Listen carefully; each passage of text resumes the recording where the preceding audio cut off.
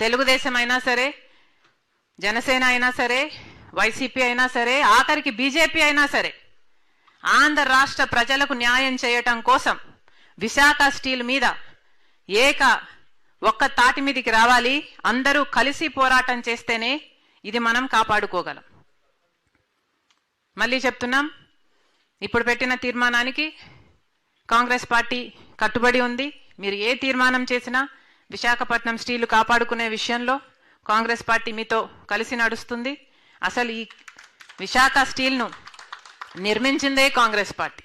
ఇందిరాగాంధీ గారైతేనేమి, రాజీవ్ గాంధీ గారైతేనేమి, ఆ తర్వాత జాతికి అంకితం చేసిన పివి నరసింహారావు గారైతేనేమి, లేక రాజశేఖర రెడ్డి గారైతేనేమి, కాంగ్రెస్ పార్టీ అధికారంలోకి ఉన్న రోజున రాజశేఖర రెడ్డి గారు 2,000 కోట్ల రూపాయలు ఈ స్టీల్కి ఇప్పించగలిగారు. 4,000 మందికి ఉద్యోగాలు ఇప్పించగలిగారు. అసలు క్యాప్టివ్ మైండ్